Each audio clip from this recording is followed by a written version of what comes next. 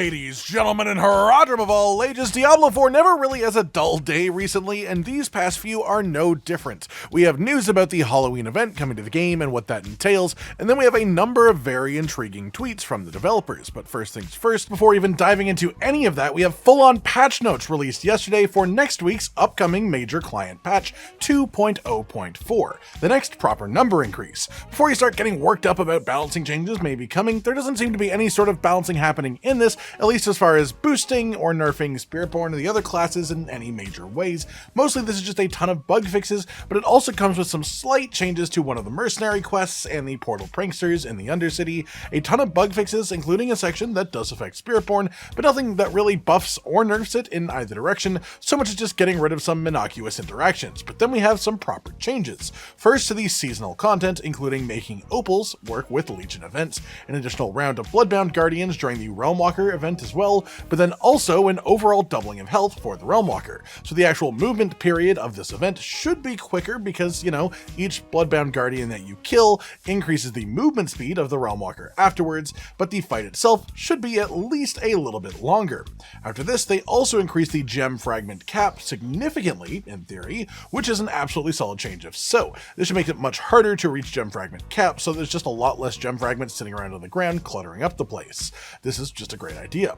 Then they also increased the damage required to force a dismount from your horse while in the open world pretty significantly, which is also a good change. This was happening way too much and it'll feel better now that it's not.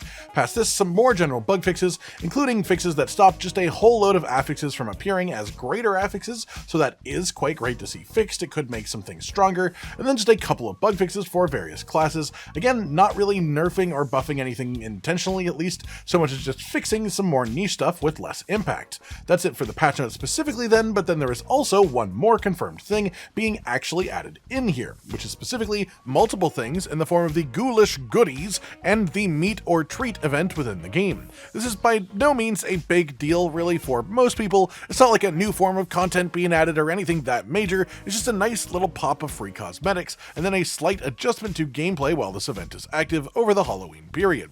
To be a bit more specific, by logging in each day from October 29th until November 1st, you get specific cosmetic rewards that you can claim for free from the in-game shop. Based on the text that they have provided with this, it also seems like these will stay available until November 5th, meaning that you may not even need to unlock each one by logging in every day. It might just be that you need to log in by the 5th and then pick all these things up. Either way, decide how much this matters to you based on what it rewards. The first day reward is a scarred, undead, sort of spider sack aesthetic horse, which is pretty gnarly for sure, honestly. Then the next 2 days are a couple of different spider-themed mount trophies. Then on the final day, the reward is the matching mount armor for the mount, properly made from demonic spider monsters, and honestly, this is a pretty cool looking set of free cosmetics for your mount that they are giving away here for free.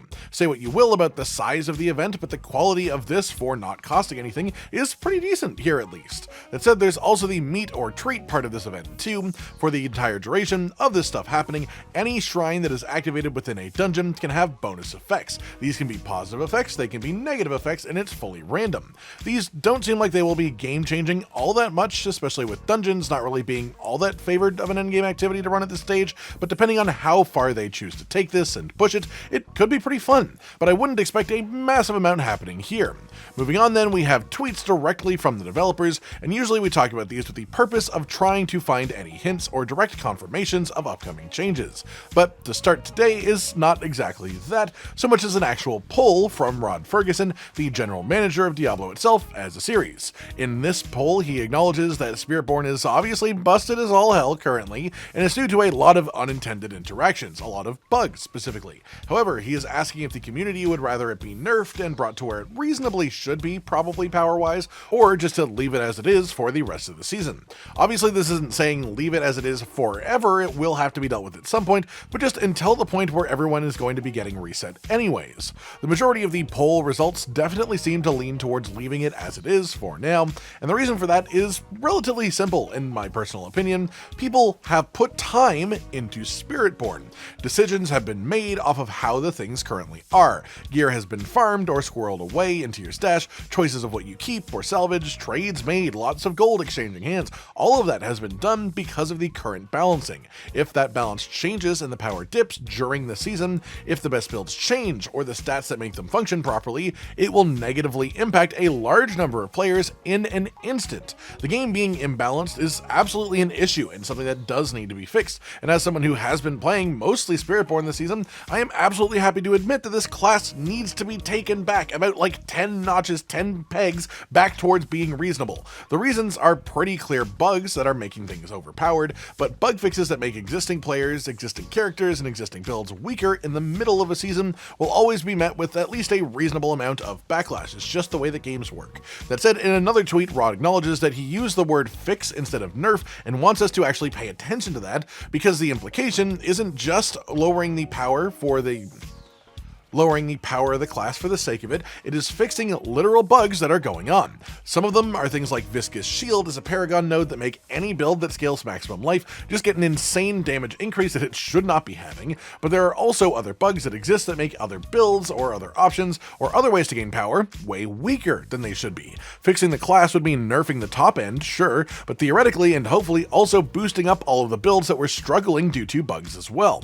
Then finally we have a separate sort of response to a different tweet, this one by Adam Fletcher, the global director of community for Diablo as a series, where aside from correctly informing this person that there has been a ton of communication and changes since the launch of this expansion, that there are things going on with Spiritborn that are in fact very, very large unintended interactions that pretty much everyone's aware of. He then goes into some of the similar stuff that I've been saying here too, which is that a lot of players have been doing Spiritborn and have built their character around these bugs and unintended interactions, dedicated proper time to doing so and achieving this. And a lot of the time that these things aren't quite discovered to be bugs until after people have already made their builds, especially for players who just look up other people's builds and then copy from like a build planner without ever learning or understanding what makes it work or what makes it strong. It's just very easy for a number of people to not realize the majority of their build's damage comes from a bug. But every one of Spiritborn's strongest builds right now does this, and that would make a lot of people very disappointed if it changes in the middle of the season, especially if they're not paying attention to this type of stuff. I don't know what the right or wrong choice here is, I'm just saying how I think the community would react in either sense. Honestly, it's a bit of a lose-lose situation for Blizzard, because a lot of people will stop playing the season early if nothing changes, because for Spiritborn players, it just is becoming too easy, and for non-Spiritborn players, it feels pointless to consider competing for any sort of endgame progress when Spiritborn exists. A lot of people are dropping their current class to play Spiritborn, especially so they can actually play meaningfully with their friends, because right now, if your friend plays Spiritborn and you don't, it's sort of pointless to play with them because you'll just slow them the hell down, or just change what they're even able to play.